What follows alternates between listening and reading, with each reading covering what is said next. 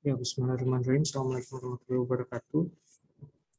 Waalaikumsalam. Waalaikumsalam warahmatullahi wabarakatuh. Jadi dalam kuliah kita yang ketiga ini, saya akan menjelaskan mengenai metode pencarian akar, ya. Di mana ini merupakan salah satu cara yang penting di dalam mata kuliah ini untuk mencari akar, berbeda dengan cara konvensional, di mana kita biasa mencari akar itu kita faktorkan, seperti yang biasa kita lakukan ketika SMA misalkan. Nah, ini kita menggunakan cara lain, ya, dengan menggunakan cara numerik seperti itu.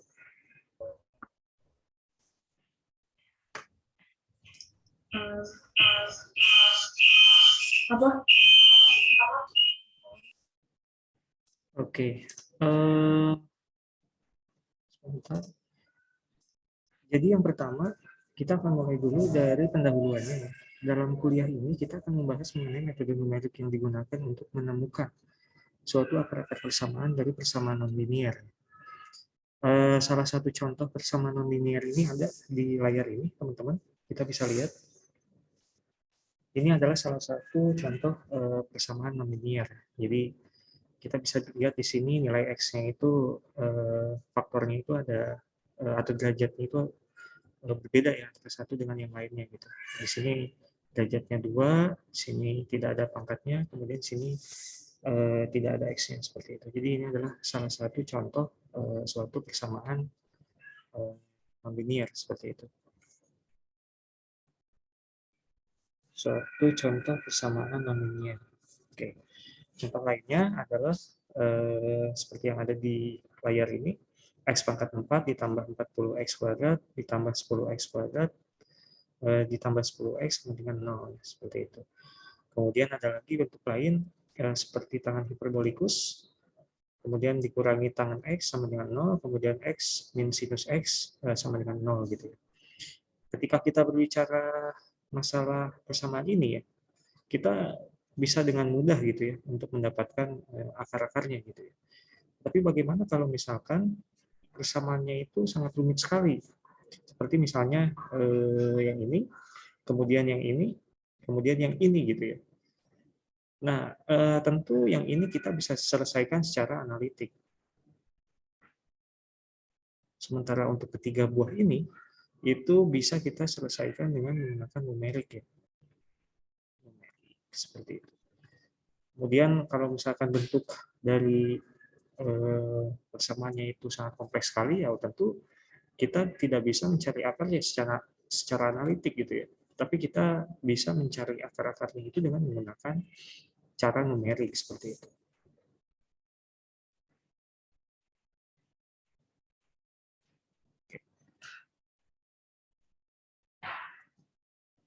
Nah, ini adalah salah satu contoh, ya, interpretasi fisis letak akar di dalam suatu persamaan gitu, ya.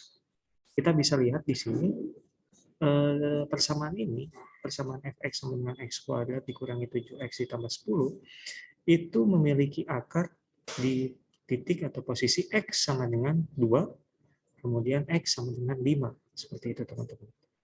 Sehingga dalam kata lain, kita bisa mengatakan bahwa ketika suatu fungsi itu bersinggungan dengan sumbu x, maka kita bisa sebut nilai x-nya itu sendiri sebagai nilai akar. Nilai akar. Akar 1 dan akar 2. Dari persamaan yang ada di atas ini, gitu, teman-teman. Salah satu bukti bahwa nilai x sama dengan 2 dengan x sama dengan 5 ini merupakan akar daripada fungsi ini adalah ketika misalkan si nilai akarnya tadi kita masukkan ke dalam fungsinya, maka dia akan menghasilkan nilai y sama dengan 0, seperti itu. Kita coba misalkan, ya, di sini saya punya x sama dengan 2 dan x sama dengan 5 misalkan. Saya masukkan ke persamaan ini, maka akan didapatkan f misalkan, ya, 2 sama dengan 2 kuadrat dikurangi 7 kali 2 ditambah 10. Maka otomatis di sini dia akan bernilai 4, di sini dia akan bernilai 14, kemudian ini bernilai 10. maka akan sama dengan 0. Maka kita bisa sebut bahwa 2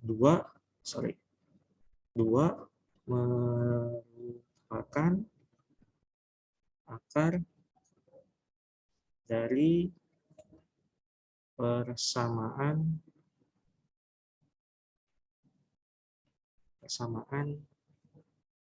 fx, seperti itu. Kemudian kita ada satu lagi nilai akar yang lain, yaitu x sama dengan 5. Kita coba masukkan ke dalam fungsinya f 5 misalkan sama dengan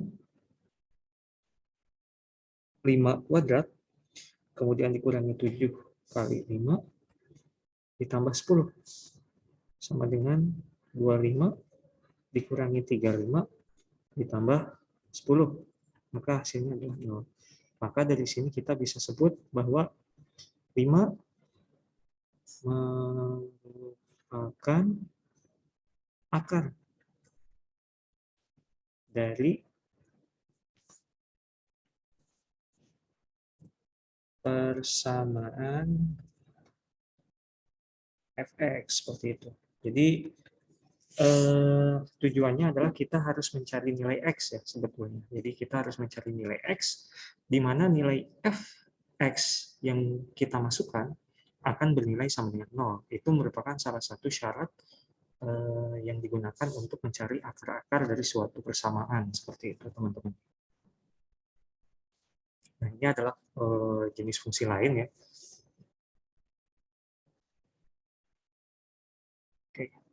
Nah, ini adalah jenis fungsi lain, di mana di sini kita bisa lihat fungsi x itu adalah x pangkat 4 ditambah 40x pangkat 3, kemudian ditambah 10x kuadrat, kemudian ditambah 100x gitu ya. Di sini kita bisa lihat bahwa nilai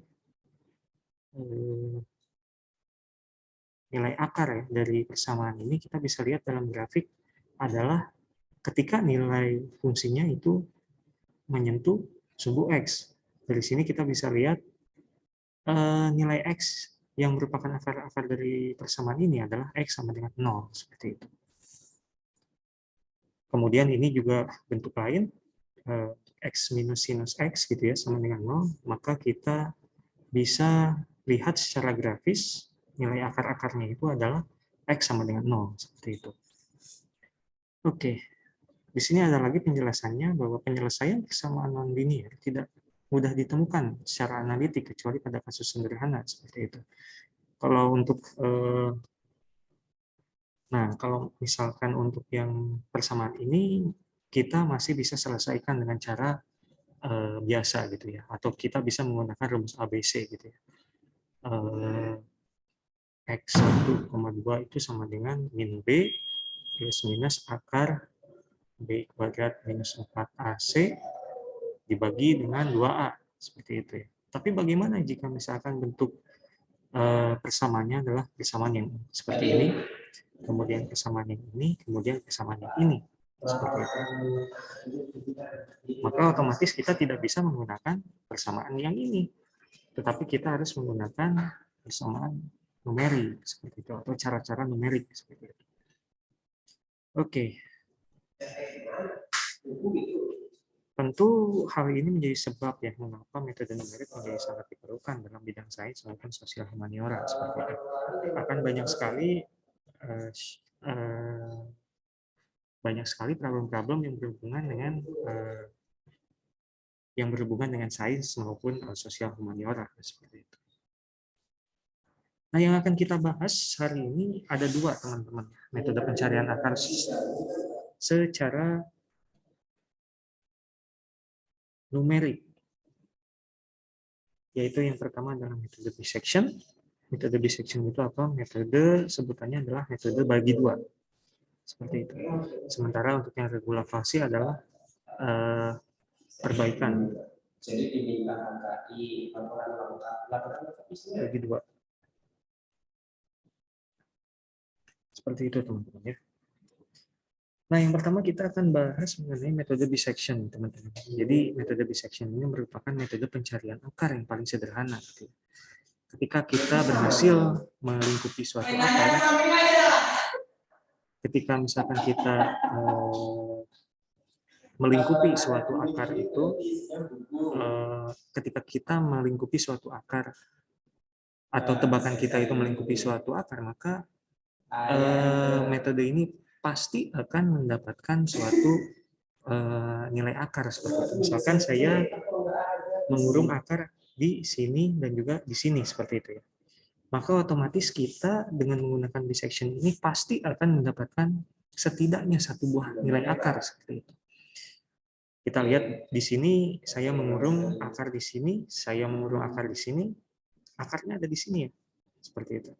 Maka otomatis dengan menggunakan metode ini kita bisa memindahkan range pengurungan akar tadi sedemikian rupa yang tadinya range-nya itu besar seperti itu. Semakin lama dia akan semakin mengecil, kemudian dia akan semakin mengecil, gitu ya. Kemudian yang ini juga akan berpindah semakin lama semakin mengecil, dan pada akhirnya kita akan mendapatkan nilai titik atau titik X gitu ya. Titik X yang merupakan akar-akar dari persamaan yang ingin kita cari akarnya seperti itu. Itu algoritmanya gitu ya, atau cara kerja dari metode bisection ini seperti itu. Metode bisection ini merupakan metode pencarian akar paling sederhana, kemudian selalu menemukan akar bila terkaan awal menutup akar seperti itu. Jadi tadi saya mencontohkan terkaan awal saya itu ada di sini, ya, dan juga ada di sini, seperti itu. Maka otomatis saya akan pasti mendapatkan nilai akar gitu ya dari program ini gitu. Kemudian selalu menemukan akar bila terkaan awal menutup akar. Kemudian terkaan awal XA dan XB yang mengukur persamaan yang akan dicari seperti itu. Jadi di sini misalkan saya tulis di sini adalah XA-nya seperti itu. Kemudian yang bagian ini adalah XB-nya seperti itu.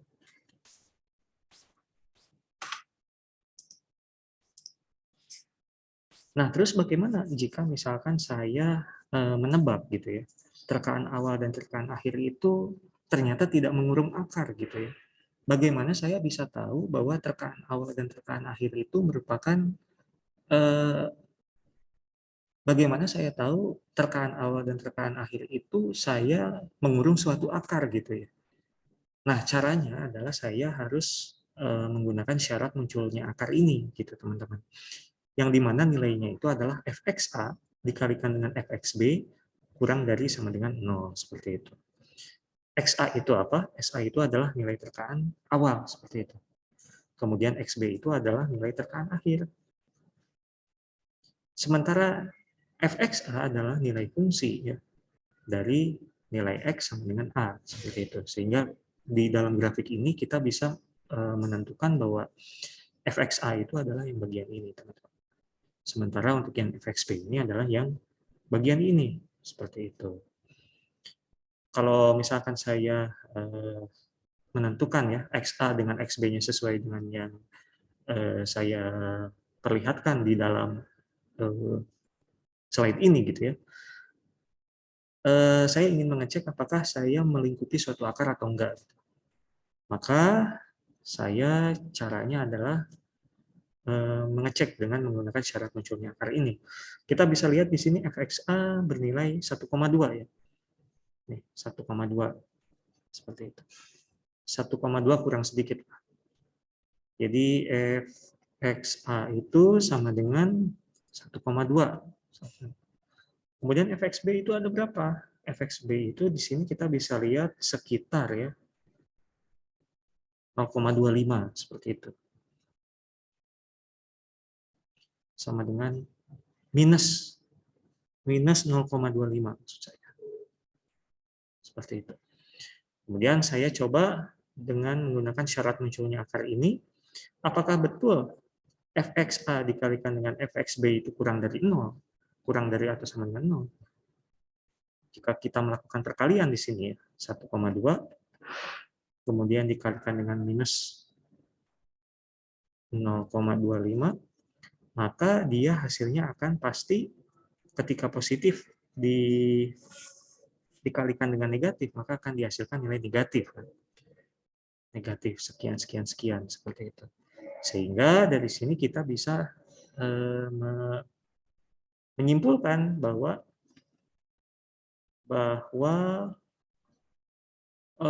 terkaan awal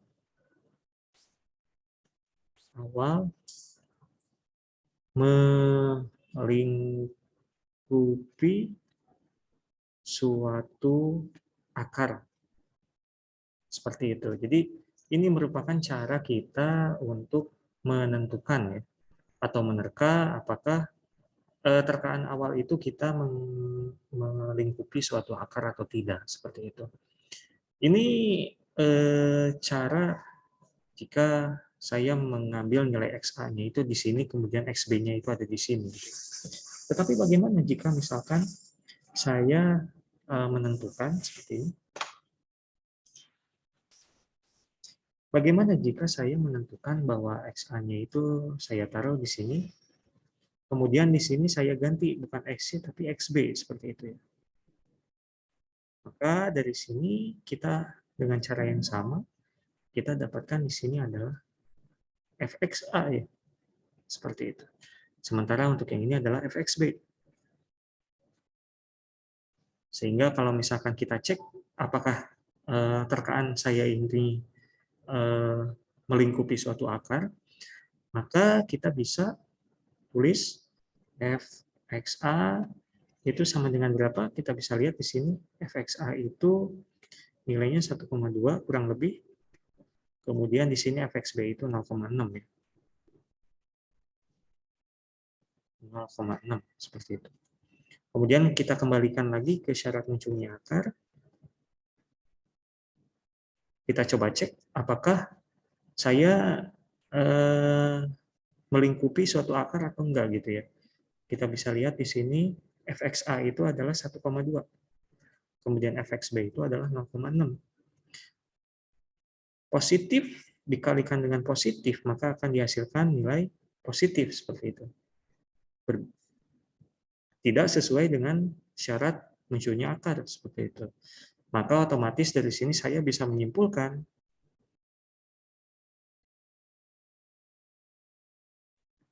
bahwa XA sama dengan bahwa XA dan XB tidak melingkupi suatu akar seperti itu, teman-teman. Begitu untuk metode dissection ya, kita bicara secara umum gitu ya, sebelum kita nanti melaju ke apa itu namanya, ke algoritma seperti itu. Silakan ada yang mau ditanyakan dulu.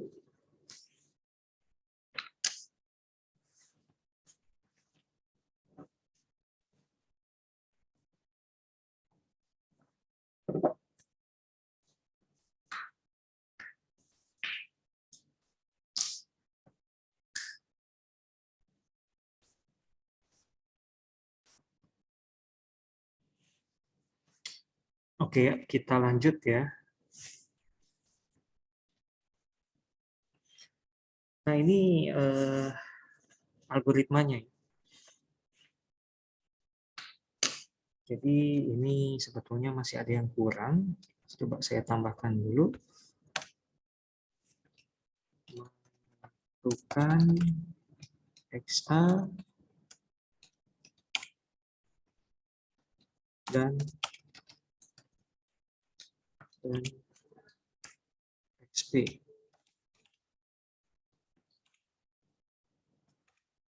Kedua adalah cek apakah XA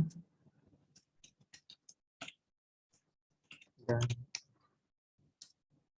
XB melingkupi suatu akar.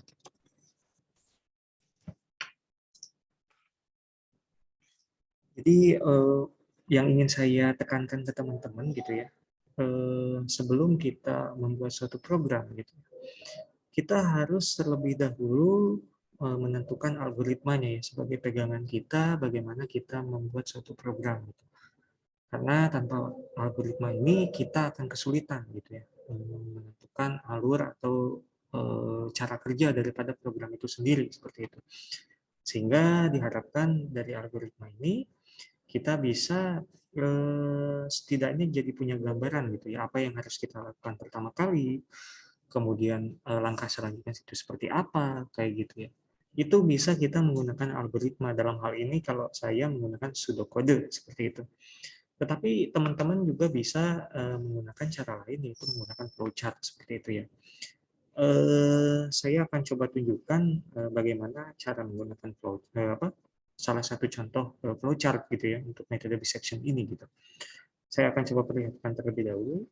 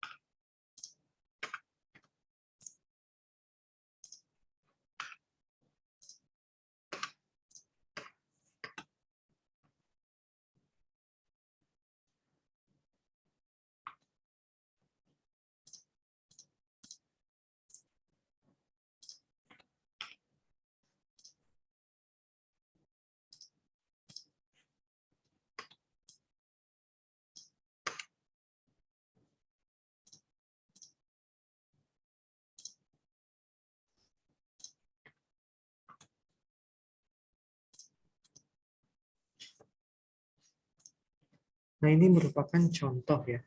Ini merupakan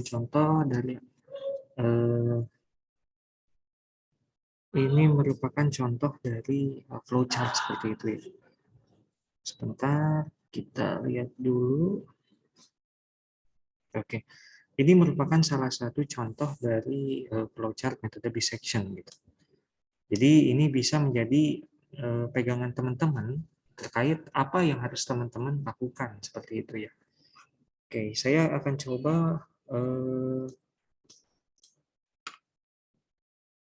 coba jelaskan sedikit gitu ya terkait dengan flowchart ini. Apa sih sebetulnya maksud daripada gambar-gambar yang ada di flowchart ini seperti itu. Nah, kita mulai dari yang start ini ya, teman-teman. Jadi yang start ini maksudnya adalah ketika kita menjalankan suatu program, maka ketika kita menjalankan atau menghentikan suatu program, maka bentuk daripada flowchart-nya itu adalah seperti ini, teman-teman. Seperti ini. Kemudian ketika kita mendefinisikan suatu fungsi, maka teman-teman akan menggunakan bentuk flowchart-nya itu seperti ini, seperti simbolnya gitu ya. Yang ini juga yang ini, seperti itu. Kemudian bila ada suatu input atau output, maka bentuk flowchart-nya itu adalah seperti ini. Jajaran jenjang seperti itu ya, teman-teman. Kemudian untuk pengkondisian itu yang berhubungan dengan if, kalau misalkan teman-teman sudah pernah belajar C++, atau if bila teman-teman sudah pernah belajar di MATLAB atau GNU Octave, itu bisa kita gambarkan dengan bentuk belah ketupat seperti ini gitu ya. Seperti itu. Kemudian ini tadi saya sudah jelaskan, ini merupakan simbol untuk input dan output seperti itu. Sementara untuk yang ini biasanya adalah bentuk simbol kalkulasi atau proses, teman-teman. Jadi yang biasa kita melakukan kalkulasi atau proses itu biasanya kita menggunakan simbol persegi panjang seperti itu, teman-teman. Sementara ini tadi saya sudah jelaskan, ini biasanya berhubungan dengan pengecekan pengkondisian seperti itu, teman-teman. Ketika dia bernilai true, maka kita akan menjalankan program yang ada di bawah ini seperti itu. Sementara jika dia bernilai false, maka dia akan menjalankan yang bagian kanan ini, seperti itu. Ketika misalkan kondisi ini dia bernilai true, maka otomatis kita harus menjalankan apa yang ada di bawah ini, yaitu kita hitung iterasinya itu adalah iterasi sama dengan iterasi ditambah 1, seperti itu. Kemudian kita menghitung XR sama dengan A plus B dibagi 2. Apa ini? XR A plus B dibagi 2 itu adalah serupa dengan yang ada di sini, gitu ya. Jadi kita menentukan nilai tengah, gitu ya, antara nilai terkaan awal kita XA dan nilai terkaan akhir kita, seperti itu, yaitu XB, seperti itu. Sehingga dalam kata lain kita selain menghitung ya atau mengukur atau menentukan nilai XA dan XB, maka program akan menjalankan nilai XC, gitu ya, atau mencari nilai titik tengahnya, gitu. Buat apa? Nilai titik tengah ini misalkan saya punya XA, kemudian saya punya XB. Tadi kan saya sudah jelaskan di awal. Saya ingin semakin lama nilai terkaan awal ini semakin mendekati nilai akarnya, seperti itu. Cara untuk mendekatinya adalah kita menentukan nilai XC-nya atau nilai titik tengahnya. Sehingga lambat laun dia akan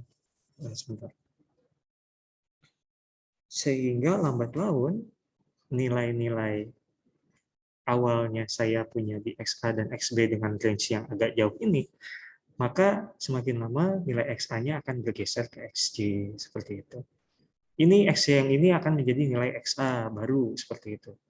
Kemudian nanti saya hitung lagi XC di tengah-tengahnya, misalkan, oh ternyata nilai XC-nya yang ini, gitu ya.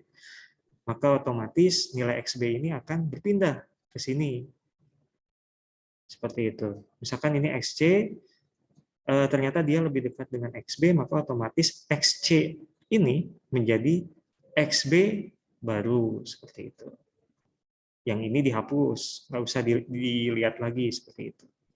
Kemudian kita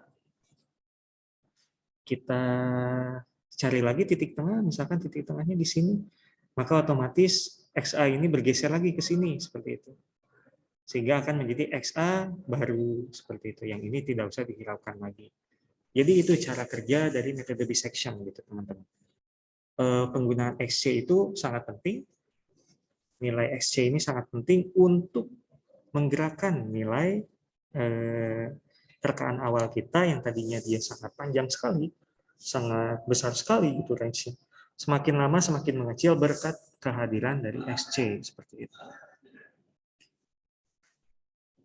Seperti itu tadi XC sudah, ya. Kemudian kita,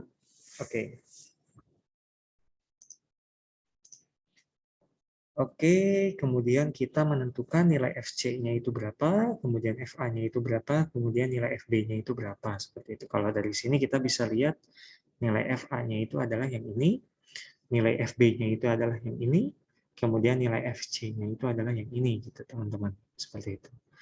Kemudian ketika misalkan kita sudah punya nilai XA, nilai XC, nilai XB, nilai FA, nilai FB, nilai FC, kita lakukan proses pengecekan kondisi, gitu ya teman-teman. Jika nilai fx ini, jadi di sini akan ada 3 buah kondisi itu teman-teman yang harus kita cek. Apabila fxc itu sama dengan 0, maka x sama dengan xc atau xc merupakan akar dari persamaan yang kita punya, seperti itu. Sesuai dengan definisi awal yang tadi saya sudah jelaskan, bahwa xc itu merupakan suatu akar ketika kita masukkan ke dalam suatu fungsi dan menghasilkan nilai fungsinya itu adalah sama dengan 0, seperti itu. Tapi biasanya untuk yang bagian ini jarang sekali ya, karena biasanya masih ada nilai error seperti itu di sana. Jadi ketika misalkan dia masih ada nilai error, maka otomatis program akan terus menjalankan proses pencarian akar sehingga nilai yang kita dapat itu lebih kecil daripada nilai error atau nilai toleransi yang kita definisikan sebelumnya, kayak gitu. Oke, kalau dari sini kita bisa lihat apabila fxc sama dengan 0, maka xc adalah akar persamaannya. Kita bisa lihat di sini fxc ada di letaknya di sini, teman-teman. Letaknya ada di sini, kita bisa lihat di sini nilainya itu adalah positif 0,6. Seperti itu. Maka dia tidak bisa menjalankan statement yang ini. Berarti yang ini tidak terpenuhi, lanjut ke yang bawah. Seperti itu, teman-teman. Jika nilai FA dikalikan dengan nilai FC kurang dari 0, maka lakukan proses yang ini. Seperti itu, teman-teman. Kita cek dulu apakah FA kali FC itu kurang dari 0. Ternyata kita bisa lihat di sini nilai FA-nya itu adalah 1,2, nilai FC-nya itu adalah 0,6. Positif dikalikan dengan positif akan menghasilkan nilai positif, teman-teman. Maka yang ini kita tidak bisa kerjakan seperti itu. Lanjut ke bagian nomor 7. Apabila FA dikalikan dengan FC itu lebih besar daripada 0, maka akar persamaan berada di dalam interval XC, XB. Seperti itu, teman-teman. Kita lihat dulu yang ini, persamaan pengkondisian yang ini. Apakah betul FA dikalikan dengan FC itu lebih besar dari 0? Ternyata tadi kita sudah coba hitung 1,2 dikalikan dengan 0,6. Positif dikalikan dengan positif sama dengan positif. Seperti itu. Maka yang ini terpenuhi, maka akar persamaan berada di dalam interval XC, XB. Nah, secara notasi matematis, saya menulis seperti ini, teman-teman. Untuk yang range awal gitu ya. XA, XB. Seperti itu, teman-teman. Nah, karena saya tadi sudah melakukan pengecekan pengkondisian di sini, dan ternyata bernilai benar, gitu ya, maka akar persamaan berada di dalam interval XC, XB. Dalam kata lain, saya mengubah nilai XA ini menjadi nilai XC, seperti itu, teman-teman. Jadi, XA sama dengan XC. Atau dalam kata lain, saya punya suatu selang yang baru, yang tadinya saya punya selang di sini. Gitu ya. Saya menjadi selangnya itu menjadi lebih kecil di sini. Seperti itu. Menjadi coba siap. Menjadi XC, XP, seperti itu, teman-teman. Jadi semakin lama selang intervalnya itu dia akan semakin lama semakin mengecil gitu. Sehingga nanti akan kecil sekali dan nanti kita bisa mendapatkan nilai X-in seperti itu. Itu cara kerja dari metode dissection. Nah, kemudian kita nanti harus mengulangi ya prosedur 2 hingga 5 ini hingga interval yang mengurung persamaan sangat sempit sekali sehingga XC sama dengan XC merupakan akar dari persamaan di atas seperti itu. Itu adalah metode dissection, teman-teman. Nah, ini jadi ada 3 kondisi sebetulnya yang bisa kita pilih salah satunya gitu. Di mana kondisi ini ada yang berhubungan dengan lebar selang, kemudian ada nilai fungsi, kemudian galat relatif hampiran seperti itu. Tapi saya lebih suka untuk membahas mengenai yang nomor 2 ini. Gitu.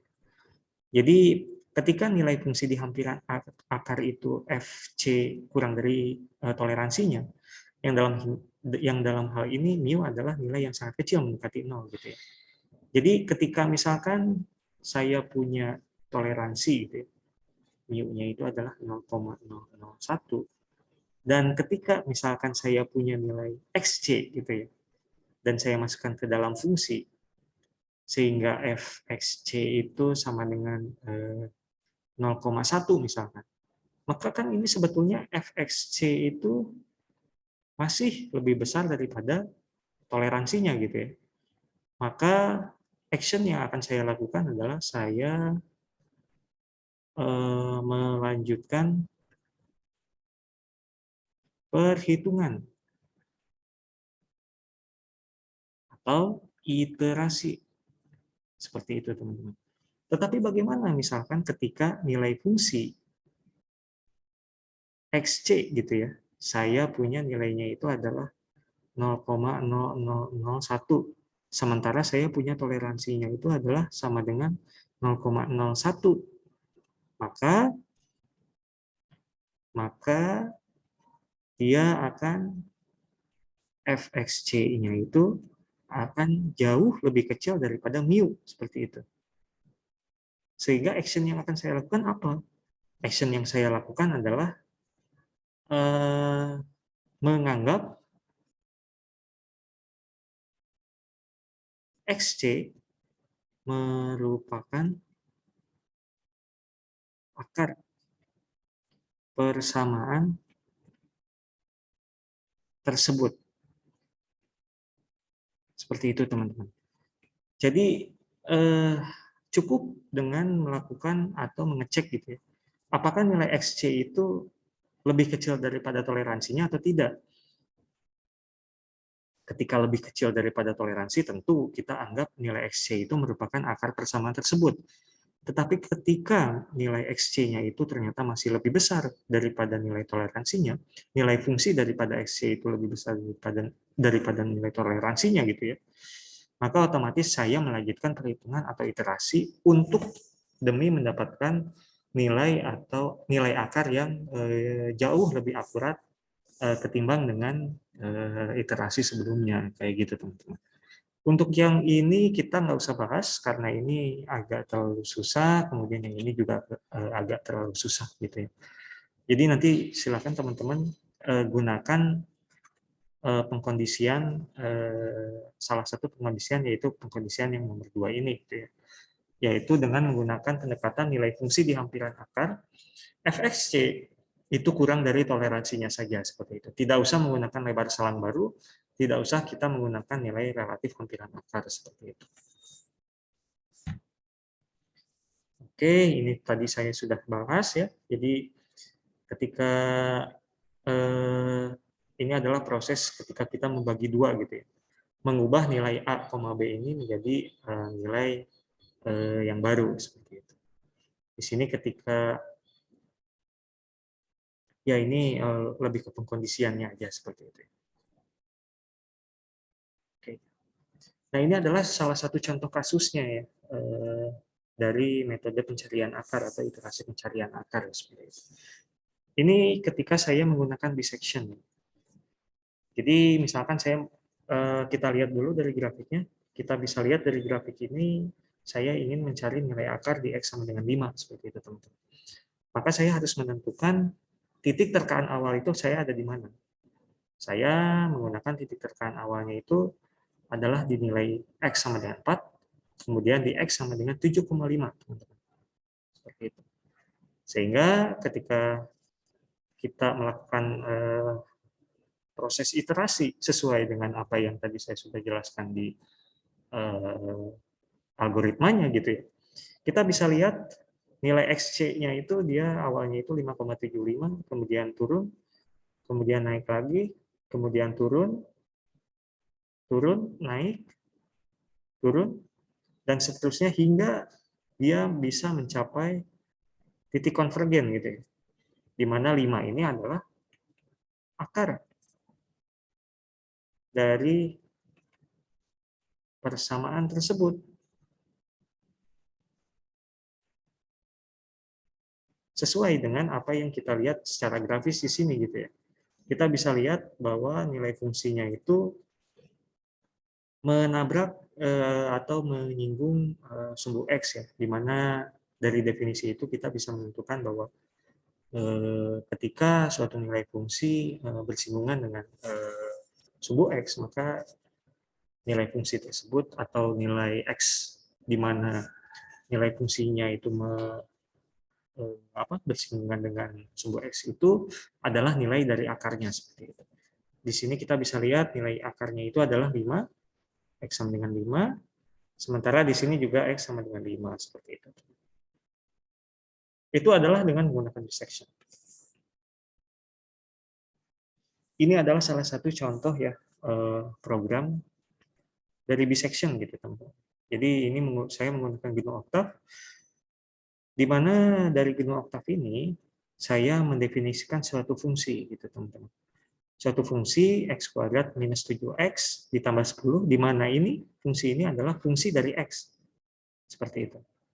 Kemudian nilai xa-nya itu saya inputkan, kemudian xb-nya itu saya inputkan di sini. Nilai fungsinya saya hitung, nilai fb-nya saya hitung. Seperti itu. Nah, yang ini adalah pengecekan ada atau tidaknya akar seperti itu. Seperti itu. Kemudian ini adalah nilai toleransinya. Ini hanya counter biasa aja. Ini adalah nilai XC awal saja. Jadi kita hanya mendefinisikan di awal. Seperti itu. Kemudian ini adalah proses mengakses file untuk penyimpanan data. Seperti itu. Kemudian ketika nilai fxc itu lebih besar daripada toleransi, ya, di mana nilai fungsinya itu masih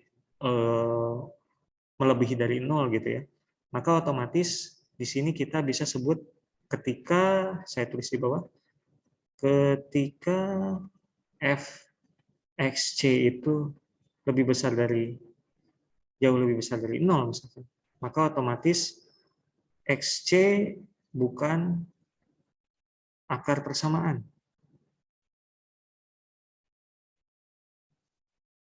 Tetapi ketika fxc itu mendekati 0, maka xc adalah akar persamaan. Seperti itu. Jadi pengecekan pengkondisian untuk dua buah kondisi ini saya gunakan di bagian ini. Seperti itu. Kemudian ini adalah counting aja, kemudian ini adalah proses membagi dua, sesuai dengan apa yang tadi saya sudah jelaskan di algoritma ini. Seperti itu, teman-teman. Kemudian di sini ada suatu nilai fungsi ya untuk nilai x yang baru, dan kemudian ketika nilai FA dikalikan dengan FC itu kurang dari 0, maka lakukan proses ini sesuai dengan apa yang tadi saya sudah tulis di sini, teman-teman. Yang ini, jika FA dikalikan dengan FC kurang dari 0, maka XB sama dengan XC, seperti itu. Jadi selang XB atau titik sebentar.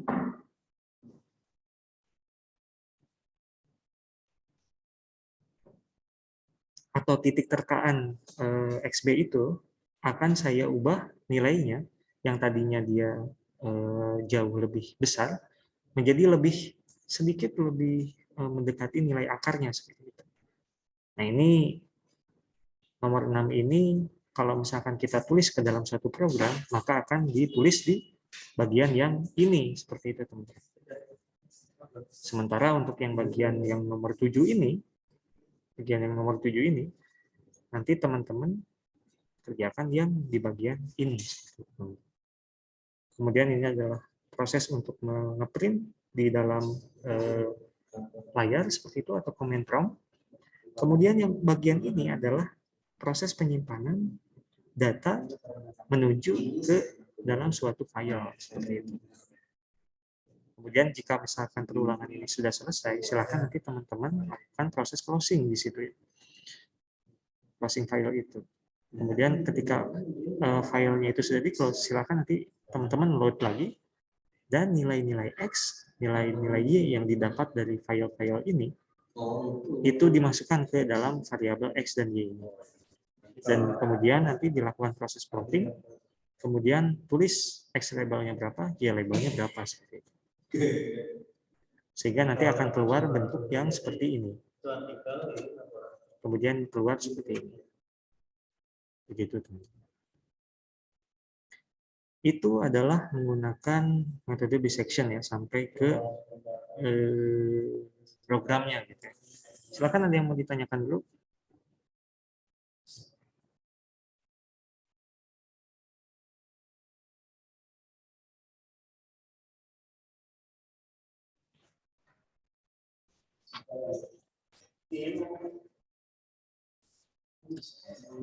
Kalau nggak ada, kita coba lanjut sedikit lagi. Kita akan membahas yang kedua itu adalah menggunakan metode regulasi. Jadi kalau perbedaan regulasi dengan metode dissection itu perbedaannya hanya di XC-nya aja gitu ya teman-teman. Jadi selebihnya algoritma programnya itu sama, tetapi yang beda itu adalah di perhitungan XC-nya aja gitu ya. Kalau misalkan tadi saya berbicara metode dissection itu adalah nilai XC-nya itu hanya berpengaruh terhadap nilai terkaan awal dan terkaan akhir, sementara untuk yang di metode regulasi itu selain terkaan awal dan terkaan akhir gitu ya, saya memasukkan nilai fungsi daripada terkaan akhirnya. Kemudian saya masukkan fungsi daripada terkaan awalnya seperti itu. Ini maksudnya bukan B tapi XB ya. Coba. Ini adalah XB maksud saya. Gitu. Jadi kalau misalkan kita bandingkan ya, kalau metode dissection itu hanya berpengaruh terhadap 2 faktor saja gitu ya. Tetapi kalau untuk metode regulasi ternyata ada 4 faktor gitu.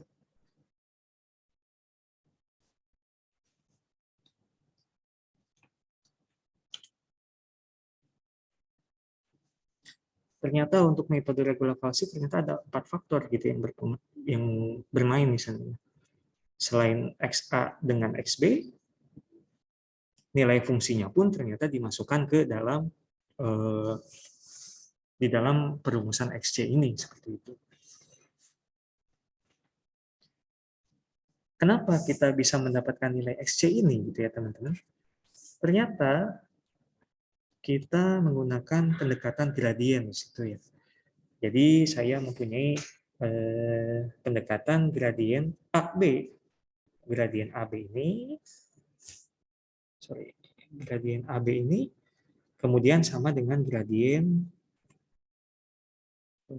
BC. Gradien yang ini seperti itu.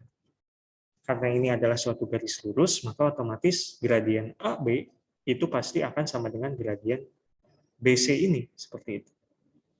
Sehingga kita bisa ingat bahwa ketika kita masih SMA gitu ya, suatu gradien itu dirumuskan M sama dengan Y2 dikurangi Y1 dibagi X2 dikurangi X1, teman-teman.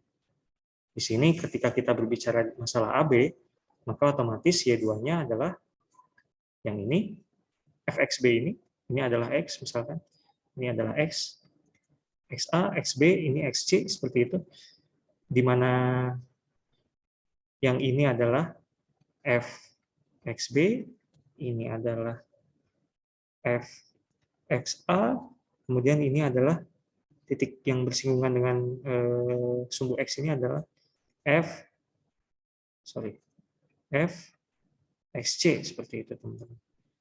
Sehingga kita bisa menentukan gradien AB itu adalah Y2-nya itu adalah ini ya, fxb dikurangi fxa, kemudian dikurangi xb, dikurangi xa, seperti itu.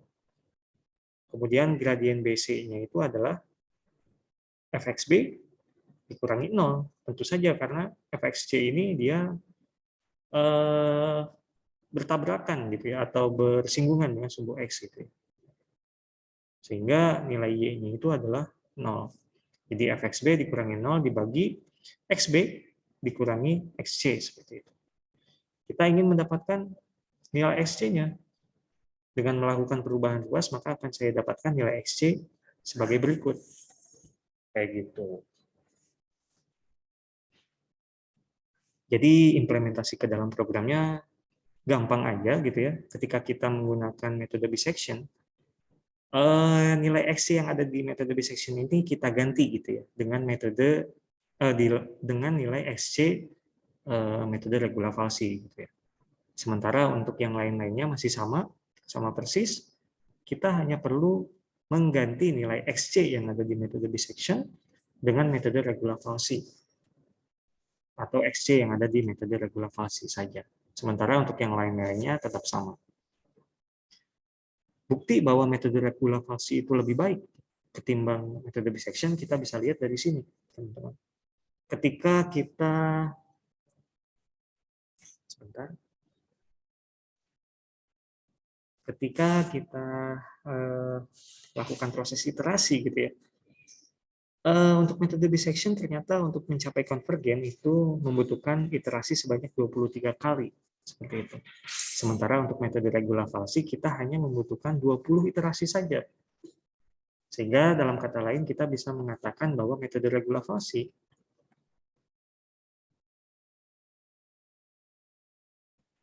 lebih baik ketimbang metode bisection. Seperti itu, teman-teman. Jadi, teman-teman silakan nanti pergunakan metode regulasi gitu ya. Kalau teman-teman ingin mencari suatu akar persamaan menggunakan metode numerik seperti itu.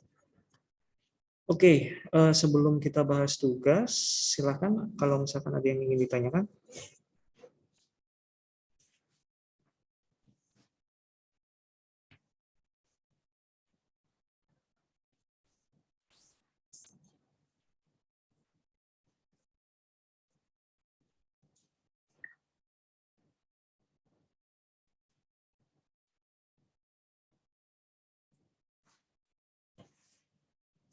Oke, kalau nggak ada yang nanya,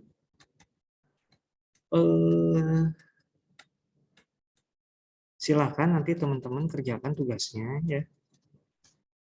Jadi tugasnya itu gampang aja. Yang pertama, silakan nanti teman-teman buat penjelasan gitu ya. Apa itu metode pencarian akar menggunakan metode terbuka. Kemudian silakan nanti teman-teman buat suatu program dengan menggunakan bahasa pemrograman yang Anda kuasai, selain menggunakan MATLAB dan GNU Octave ya. Karena tadi saya sudah mencontohkan menggunakan MATLAB dan GNU Octave gitu. Silakan nanti teman-teman gunakan bahasa pemrograman lain lengkap dengan penjelasan baris per baris program seperti itu. Misalkan di sini kalau di MATLAB itu atau di GNU Octave itu kita menggunakan persen ya sebagai tanda untuk melakukan komen untuk setiap barisnya seperti itu. Silakan nanti teman-teman gunakan juga sesuai dengan apa yang sesuai dengan bahasa pemrograman yang teman-teman kuasai. Misalkan untuk Python itu bisa menggunakan apa itu namanya /2 gitu ya, /2 kali seperti itu. Kemudian sesuaikan aja untuk yang bahasa C seperti apa, silakan nanti sesuaikan. Jadi saya pengen tahu penjelasan baris per baris programnya nih. Untuk kasus bisection dan regulasi seperti itu. Silakan nanti teman-teman selesaikan untuk fx sama dengan x pangkat 4 ditambah 40x pangkat 3 ditambah 10x kuadrat ditambah 100x gitu ya. Dimana ini saya ingin mencari akarnya itu adalah dx sama dengan 0 seperti itu. Sementara untuk yang ini akarnya terletak di x sama dengan 0. Silakan nanti teman-teman kumpulkan paling lambat 1 minggu sebelum perkuliahan selanjutnya dimulai, kumpulkan ke Google Classroom seperti itu.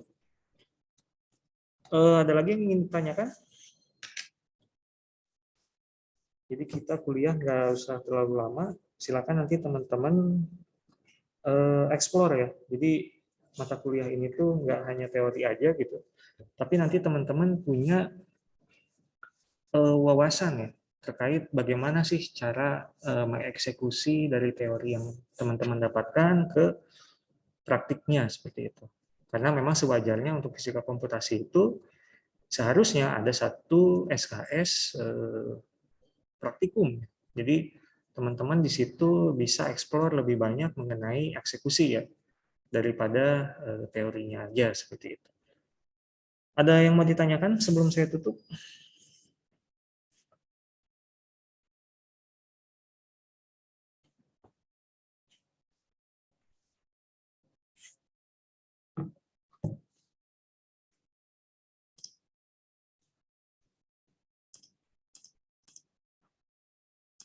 Halo?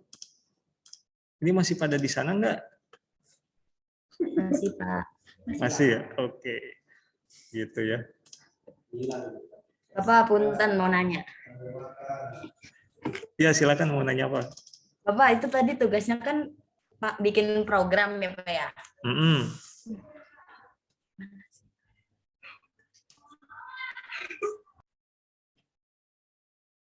Terus pertanyaannya apa? Ya belum, Bapak mikir dulu. Itu kalau pakai C++ gitu kan kita mah baru diajarin programnya itu C++, itu juga nggak full gitu loh Pak. Jadi gimana tuh? Nggak apa-apa, pakai Nyari C++ gitu ya aja. Pak? Iya.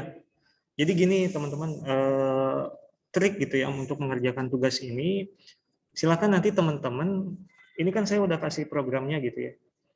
Program yang bentuk MATLAB-nya gitu ya.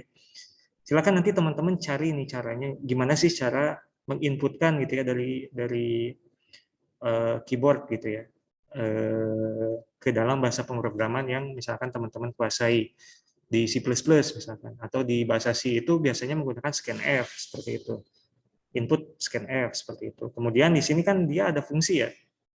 Nah silakan nanti teman-teman gunakan konsep fungsi yang ada di bahasa C atau bahasa C++ seperti itu. Maka otomatis kan kita ketika menggambarkan suatu ketika kita mendefinisikan suatu fungsi, maka kita harus lakukan apa gitu kan. Kita harus lakukan deklarasi di bagian awalnya seperti itu. Jadi nanti silakan teman-teman cari cara yang sepadan seperti itu dengan menggunakan bahasa pemrograman yang teman-teman kuasai seperti itu. Jadi di sini tuh saya berikan modalnya seperti itu teman-teman.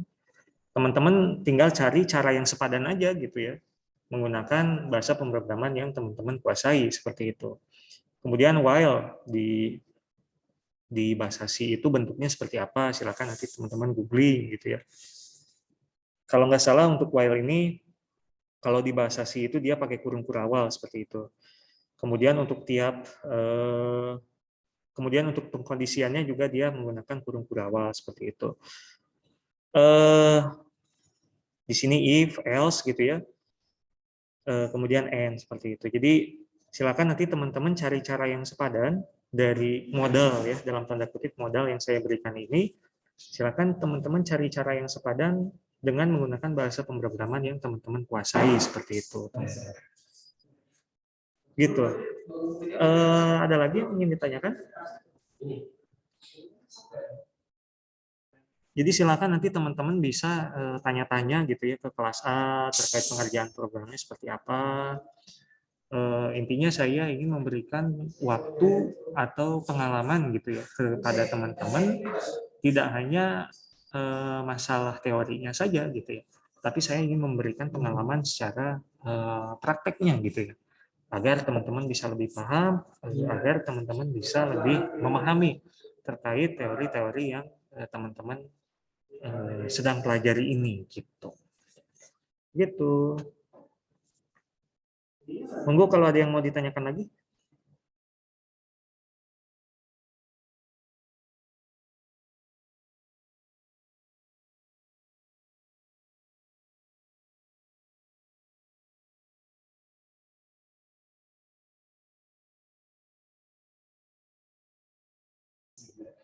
Jadi intinya silakan nanti teman-teman tanyakan ke teman-teman yang lain gitu ya, yang memiliki kemampuan yang lebih gitu. Silakan nanti teman-teman tanyakan aja, nggak apa-apa. Tapi kalau bisa pengerjaan programnya jangan sama persis gitu ya, karena sebetulnya saya bisa lihat bagaimana seseorang itu dia nyontek atau enggak gitu dari programnya gitu, karena sebetulnya pemikiran setiap orang itu dia punya pemikiran yang unik gitu ya, jadi tidak mungkin dia akan mengerjakan programnya itu sama persis gitu, walaupun beda-beda variabelnya seperti itu.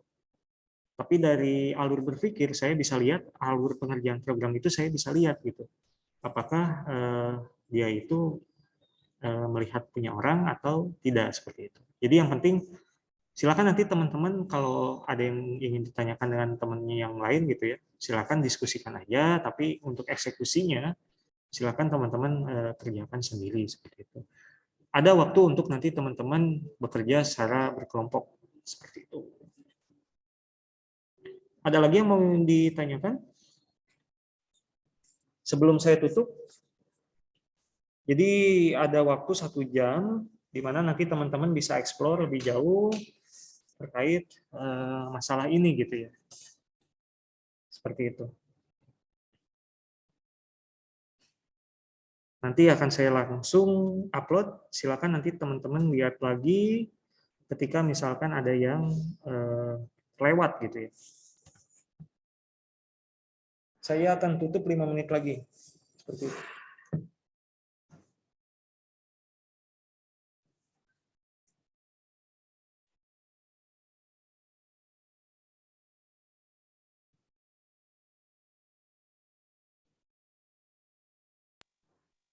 Pak, Ya, jadi itu monggo. milih apa ya?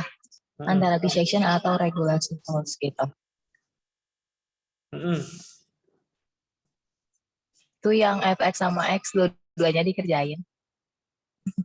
Yang ini, maksudnya yang ini sama ini. Iya. Iya, dua-duanya dikerjain dong. Jadi ini kan cuman ngubah fungsi aja sebetulnya. Jadi kalau misalkan kita lihat di sini, di dalam program ini gitu ya. Sebentar saya hapus dulu ini. Kalau kita lihat dari program ini, sebentar. Discard. Nah, kalau kita lihat dari program ini, sebetulnya kita hanya mengganti yang bagian ininya aja untuk fungsi itu. Gitu. Kalau saya ingin fungsinya jadi fungsi X minus sinus X, maka otomatis saya tulisnya tinggal gini aja. F sama dengan add X, kemudian X minus sinus X, seperti itu. Kemudian kalau misalkan tadi saya pengen ke polinomial gitu ya, berarti saya tinggal ganti nilai F ini menjadi F sama dengan add X.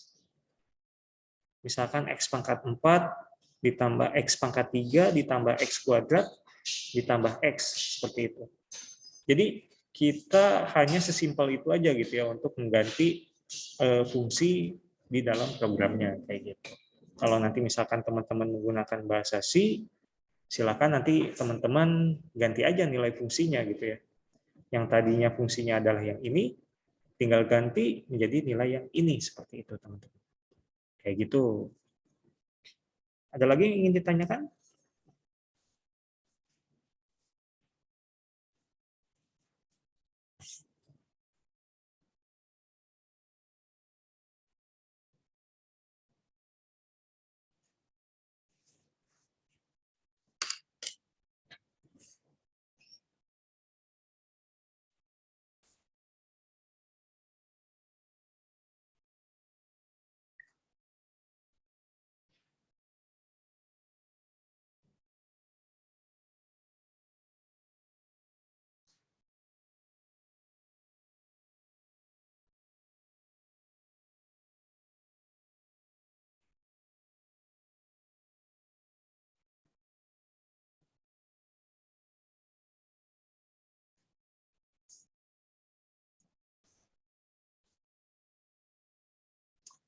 Oke, kalau nggak ada yang ditanyakan, untuk hari ini sekian dulu gitu ya. Jadi silakan waktu 1 jamnya bisa teman-teman pakai untuk mengerjakan tugas gitu ya, untuk menyicil tugas. Yang pertama ya seenggaknya untuk mengisi soal yang pertama ini gitu ya. Apa itu metode pencarian akar menggunakan metode terbuka seperti itu. Kemudian nomor 2 ini saya rasa juga nggak terlalu susah. Silakan nanti teman-teman lihat aja program yang tadi saya sudah buat, gimana caranya bisa diubah gitu ya, menggunakan bahasa pemrograman yang lain, seperti misalkan bahasa pemrograman C, pemrograman Python, atau misalkan teman-teman pengen menggunakan bahasa pemrograman Pascal gitu ya, yang zaman dulu Fortran, itu silakan saya persilahkan gitu. Saya tidak melulu harus misalkan C++ atau C gitu ya, karena saya tahu teman-teman berasal dari SMA yang berbeda. Kadang di SMA itu diajarinnya bahasa pemrograman yang lain seperti itu. Jadi silakan teman-teman gunakan bahasa pemrograman yang teman-teman kuasai atau teman-teman minati seperti itu. Asalkan tidak menggunakan MATLAB atau GNU Octave seperti itu. Di mana GNU Octave ini dan MATLAB ini nanti akan saya gunakan betul-betul ketika kita sudah menginjak UTS ya. Jadi setelah UTS nanti kita akan menggunakan banyak sekali MATLAB dan GNU Octave seperti itu. Paling itu dulu. Kalau nggak ada pertanyaan, billahi taufiq wal hidayah. Assalamualaikum warahmatullahi wabarakatuh. Waalaikumsalam warahmatullahi Waalaikumsalam. Bapak absennya Pak. Absen, udah kalau nggak salah sebentar ya. Kita coba nih. Dibuka, Pak. Udah dibuka belum? Oh belum ya? Ditutup, dibuka. Masih ditutup. Sebentar. Sorry.